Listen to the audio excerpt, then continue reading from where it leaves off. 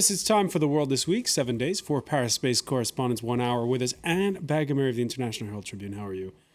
Also with us, Ulrike Kollermann, formerly with the German news agency DPA, now working on a book on the French nuclear industry. Right. We're pleased to welcome back, it's been a while, Hassan Zitouni of the Dubai-based satellite channel MBC. Thank you for being with us. And Craig Kopitas, author of books including Bear Hunting with the Politburo and Mona Lisa's Pajamas. Welcome, sir. The World This Week, where you can weigh in on the conversation throughout the week on Facebook and also on Twitter, our handle at François F24. Egypt's been counting ballots in its first post-Mubarak presidential election. And after a mass turnout during 2 days of voting, for many this Friday, the glass was more than half full. It's a feeling of joy and pride. Whatever the results, Egyptians are happy and proud of themselves because they've had the first free and fair elections in 7,000 years. But even before the results had been announced, some were already protesting the outcome. The possibility, in this case, that Hosni Mubarak's last prime minister, Ahmed Shafiq, might make the runoff. A new revolution will erupt with new casualties. We are telling you that we don't want Shafiq. This rally aims to say that we refuse Ahmed Shafiq. We refuse Ahmed Shafiq as ruler. All the people will be united against Shafiq. All right, Hassan Zitouni, as we tape on Friday here, it looks like the Muslim Brotherhood's candidate is headed for the second round, and possibly Ahmed Shafiq. Is this a surprise for you, the way the outcome is turning out in Egypt? No, not at all. I think the military are not going to let power just go off like that easily. I think they will still hold on to it. They control the situation very well, and I think they will impose their candidate. Hold on a sec. Are you suggesting that there's been ballot stuffing, that the military has already tampered with the outcome? Yeah, I think this is what has been happening. I don't think that it will be easily. They will easily relinquish power and just let it go. I think they will try to use Shafiq to remain in power by saying that Egypt needs a transitory period, 5 years, to assess the situation properly before we have a real democracy in Egypt. However, the Egyptian people are not stupid anymore. I think this is a very interesting test not for the Egyptians or for the election in Egypt, but for the Arab Spring. If it fails in Egypt, this is the main country in the Middle East. If this test fails, I think it will have bad consequences on Arab Spring in the Arab world as a whole. So let's hope that probably he will go to the first round.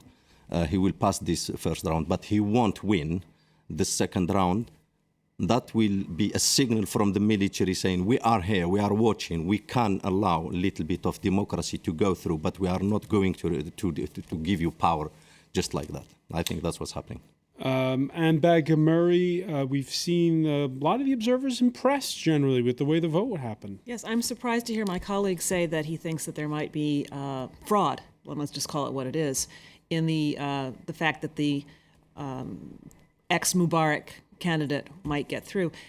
So far, the observers have noticed that there seems to be a fairly clean process. It'll be interesting to see what the results are. Of course, there are going to be people who are just as upset with the Muslim Brotherhood candidate making it to the runoff, and those people, or some of them, are going to be in my home country, I'm sure, of the United States. But yes, so far, I mean, our man in Cairo, David Kirkpatrick, has been looking around, as all journalists do, for the story to write. And one of the stories coming out of the last 2 days has been he and impartial observers have seen. No, I wouldn't say no, but they certainly haven't seen widespread instances of corruption or fraud in the process. Mohammed Morsi, the Muslim Brotherhood's candidate, he wasn't the first choice, and he's seen Ulrike Kollermann as somebody who's uncharismatic. It's kind of strange that we're perhaps headed for a scenario where he's going to be the next president of Egypt. Well, the thing is, if he's got a big role to play, then the whole question comes up again, what role religion will play in the future Egyptian government? What role will the Sharia have? Will they use religious law as a basis for their legal system? So they still don't have a constitution, so they need to write their constitution. And I think it's a shock to see that there's one representative of the old government of Mubarak and an Islamist. It would have been easier to digest for the West, I would say, if Amr Moussa would have been first choice, because he's experienced, he's some international experience, but they have big problems ahead. But on the other hand, it's a step forward, like something like the TV debate was a sensation in Egypt. It's something that had never happened before, so you can also see it as a big step ahead. The Egyptians taking all this in stride, it seems, so far. Yeah, and wow, they should be congratulated. As the man in the street interview said, the first free elections in 7,000 years. Think about that. Do you think they pulled it off okay? I thought they did remarkably well. The only joker in this deck, I believe, is the United States, who is scared to death of the Muslim Brotherhood, scares the bejesus out of them. And this is the problem with democracy in America. If the Egyptian people do elect the Muslim Brotherhood as the rulers of the country, the democratically elected rulers of the country, well, too bad. You know, they wanted democracy, and that's what they're getting. The Brotherhood, the Muslim Brotherhood, are part of the regime. They haven't led the revolution. They didn't ask for the chance to take place they sided against the revolution when it took place. They are part and parcel of the regime. So if they win, it's not a surprise for me. But let's not put a glossy picture of it over this election. It is not a clean election. It is the poorest country where you can easily buy votes. You can easily bribe people. I have been in Egypt. I have covered previous elections. When you go to the rural areas, when you go to these poor areas, you can easily buy vote. And that's what this candidate of the army, Shafiq, has been doing. The votes have gone from $35 to $90. And you cannot hide the fact by your correspondent saying, oh, it is the cleanest, or someone in the street saying this is the first free. Of course, it is the first time we saw this vague of people, these numbers queuing, but it doesn't mean that it is a clean election. We are a long way from this, but it is a start, and as they say, it is a process. It starts with one step, and let's hope for the best, but it's not clean election. And again, we're awaiting this Friday as we tape for the results, most notably from the city of Cairo itself, so there could be more surprises in store.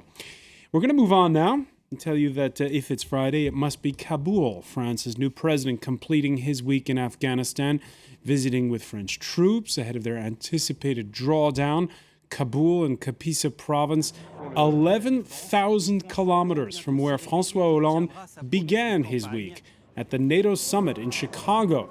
In only his second week in office, he's already notched up a G8 summit and a first sit-down with the U.S. president, where Barack Obama seemed at times to be endorsing the socialist leader for the battles that lay ahead.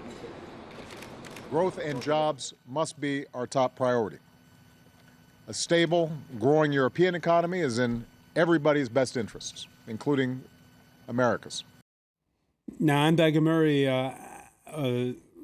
the push there for the word growth from the lips of Barack Obama. Of course, this taking place before François Hollande went to Brussels for his first EU summit. And Hollande seemed bolstered by it to a certain degree. Well, I think he was bolstered by it, and I think he was riding a wave of optimism and energy to be Mr. New Solutions for Europe. I mean, that's what he campaigned on, and I'm sure that he was quite happy to hear the American president essentially endorse his agenda. But it's not surprising that Obama did, because that's also Obama's agenda. That's how America under Obama has pulled itself out to the extent that it has from its financial crisis. It hasn't been through austerity, it's been through stimulus. And he's taken some political hits behind that. I have a feeling that what Obama is doing not only is playing to his own strength, but I think he's also backing the horse he thinks is going to lead the new Europe. I think there's probably some feeling in Washington that they better hedge their bets on saying that the Germans are going to be the ones with the right solutions here.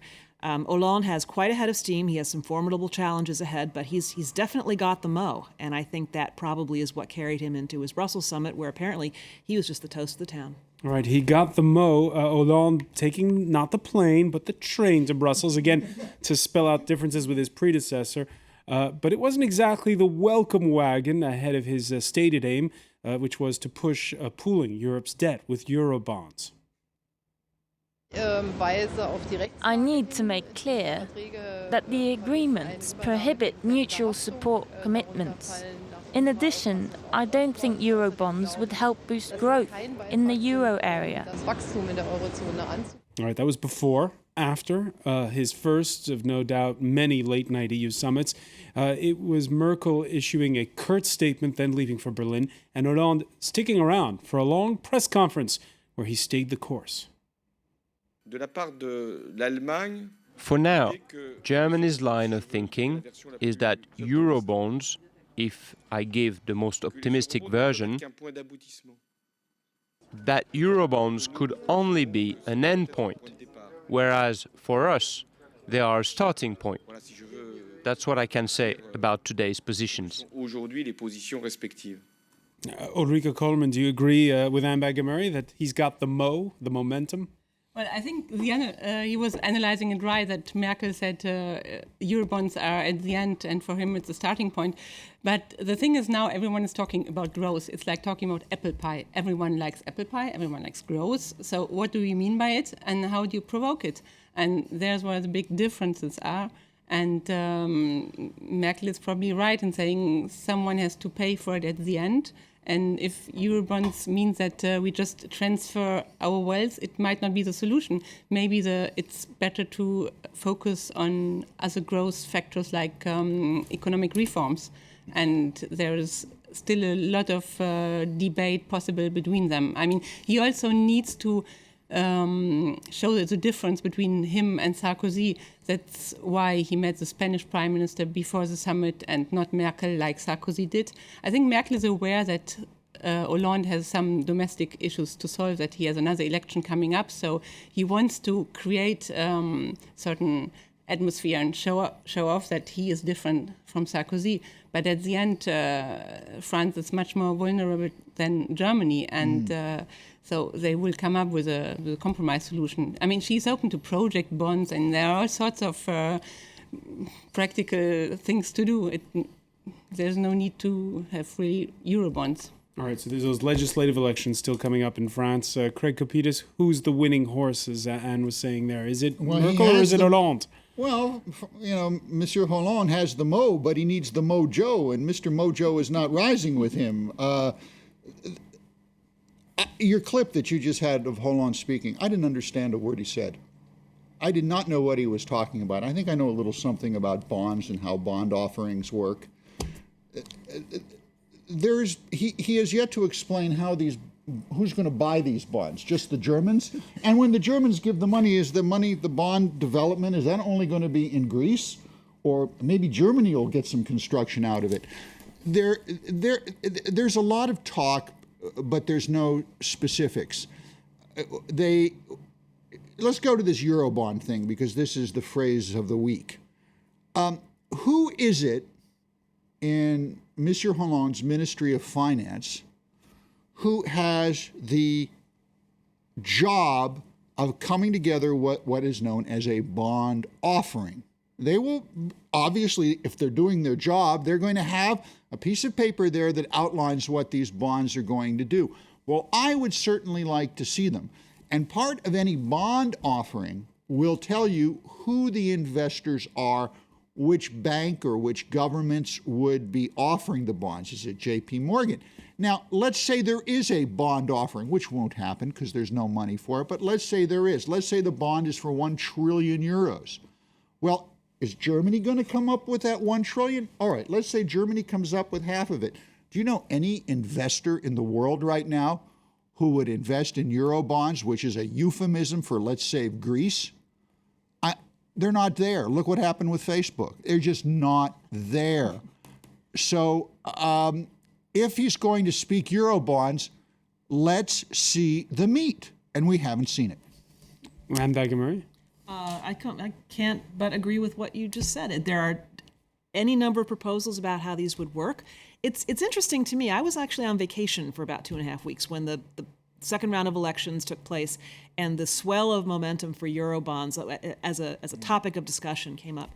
And I remember there was chatter about this even 6 months ago as a possible solution for the Greek crisis. I mean, how long have we been dealing with the Greek crisis and trying to find a way to figure it out? It came up then, and it was pretty quickly shot down. Now, all of a sudden, the new president of France is talking about it, and everybody's talking about it. It's an interesting idea, but if you take a look at the ways in which these kinds of instruments could be constructed, there are about 27 of them, which is about the same number as in the EU. It's insane to think that just because the new president of France says we should talk about Eurobonds and we should do these, and others are saying yes, yes, because they're desperate for a solution to this crisis after 2-some-odd years, that it's going to happen. Also, to Craig's point, who's going to buy these? Who's going to back them? I mean, France is not the strongest country in the Eurozone, and a review of France's finances that will be taking place over the summer is bound to show that. Even the prime minister, even Hollande's prime minister said, there are some shadows that need to be shone a light on. So if even the prime minister is saying that the French budget is going to hold some negative surprises, I don't see how the French president is going to be able to put his money that it doesn't exist where France's mouth is. All right, it's not just France that has to put its money where its mouth is. When we return in the World This Week, we'll pick up on this point and look at some of the other issues making news, including the issue of that initial public offering for Facebook, which didn't go as expected. Stay with us.